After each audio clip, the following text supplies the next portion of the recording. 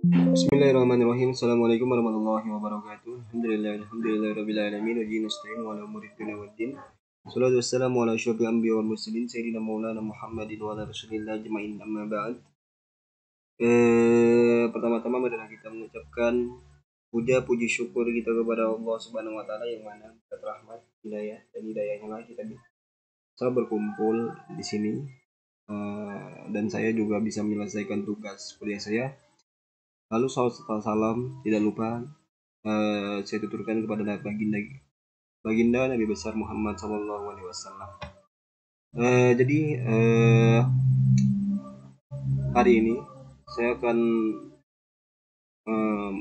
menjelaskan sedikit mengenai beberapa sistem penyampaian instruksional.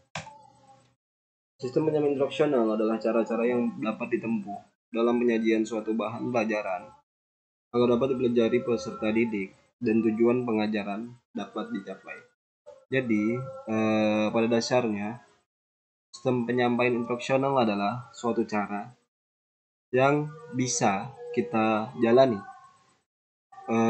kedepannya dalam lingkungan pendidikan agar kita bisa mencapai tujuan dari pendidikan itu sendiri. Lalu yang kedua, beberapa sistem penyampaian instruksional.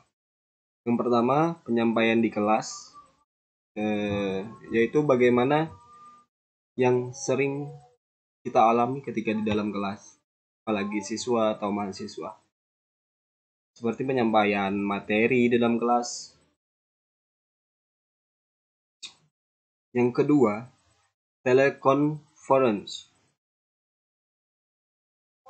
Teleconference adalah penyampaian pembelajaran yang digunakan dengan menggunakan media video. Seperti mungkin saya saat ini. Yang ketiga, perkembangan teknologi informasi dan web.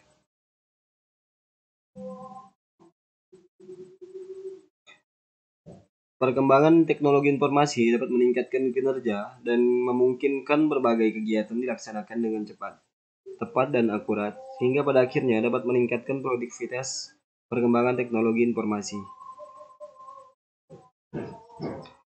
Arif Sadiman mengungkapkan bahwa teknologi informasi dan komunikasi yang terus berkembang cenderung akan mempengaruhi segenap kehidupan sosial, ekonomi, politik, budaya, serta pendidikan.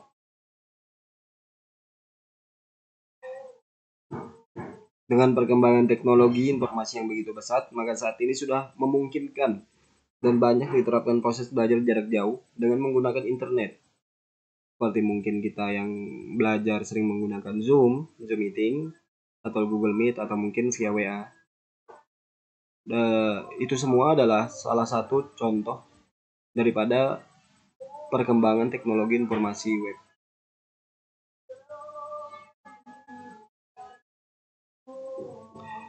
Namun, pendidikan berbasis web itu harus memiliki unsur, yaitu yang pertama, pusat kegiatan belajar dapat menambah kemampuan membaca materi belajar, mencari informasi, dan lainnya. Yang kedua, interaksi dalam grup berupa diskusi sesama belajar dan guru dapat terlibat di dalamnya. Yang ketiga, sistem administrasi belajar di mana pembelajar dapat melihat status maupun prestasi mereka. Yang keempat, pendalaman materi dan ujian, yakni materi soal pengayaan bagi pembelajar yang memerlukan sesuai dengan kemampuannya. Yang kelima, perpustakaan digital, yakni berisi berbagai informasi kepustakaan baik berupa database maupun informasi perpustakaan online yang dapat diakses. Lalu selanjutnya modul. Modul adalah alat ukur yang lengkap dalam suatu kesatuan program yang dapat mengukur tujuan.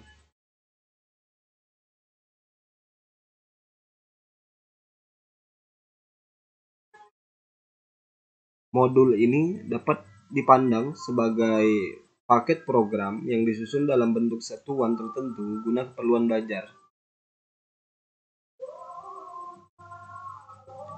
Menurut buku pedoman penyusunan modul, yang dimaksud dengan modul ialah suatu unit program belajar mengajar yang digariskan secara terperinci. Hal terperinci tersebut adalah tujuan-tujuan instruksional umum. Yang kedua, topik yang akan dijadikan pangkal proses belajar mengajar. Yang ketiga, tujuan instruksional khusus. Yang keempat, pokok-pokok materi yang akan diajarkan dan dipelajari. Yang kelima, kedudukan dan fungsi satuan dalam kesatuan program yang lebih luas. Yang keenam, peranan guru dalam proses belajar mengajar. Yang ketujuh, alat dan sumber daya yang akan dipakai. Yang kedelapan, kegiatan belajar mengajar yang harus dilakukan murid secara berurutan.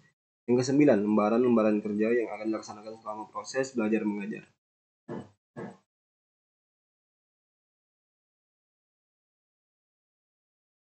Lalu selanjutnya video.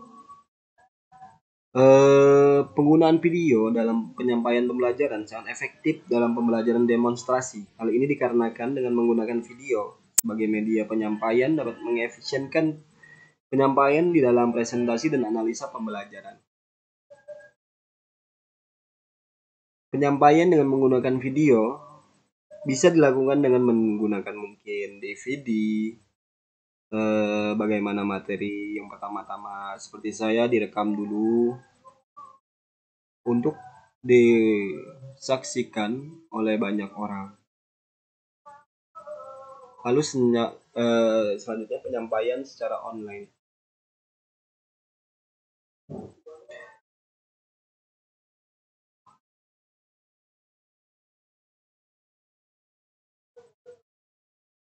Mungkin penyampaian secara online ini mungkin seperti bagaimana pembelajaran yang terjadi di kelas, Zoom meeting gitu. Bagaimana kita memanfaatkan Zoom meeting untuk menjadikannya pembelajaran kita walaupun kita jauh terpisah, namun karena adanya online ini itu memudahkan kita untuk menyampaikan materi kita walaupun dimanapun kita berada. Lalu selanjutnya CD-ROOMs.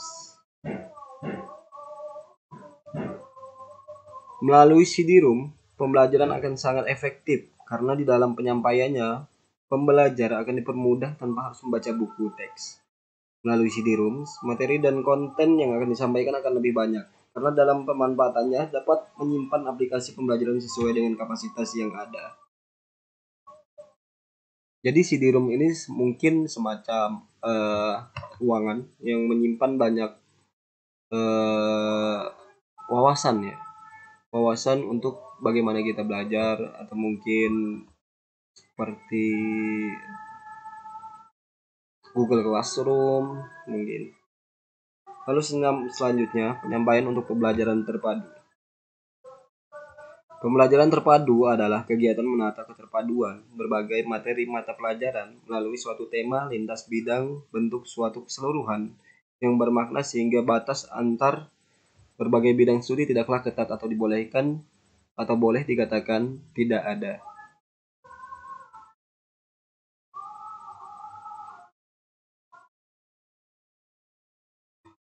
Pembelajaran terpadu menunjuk pada kegiatan belajar yang terorganisasikan secara lebih terstruktur yang bertolak pada tema-tema tertentu atau pelajaran tertentu yang titik pusatnya center core atau mungkin center of interest.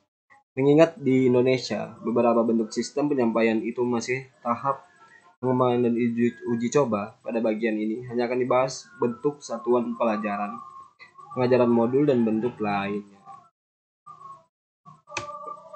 Oke, mungkin itu saja dari saya. Saya Muhammad Hadi dari PAI 1. Mohon maaf kalau video ini banyak kurangnya.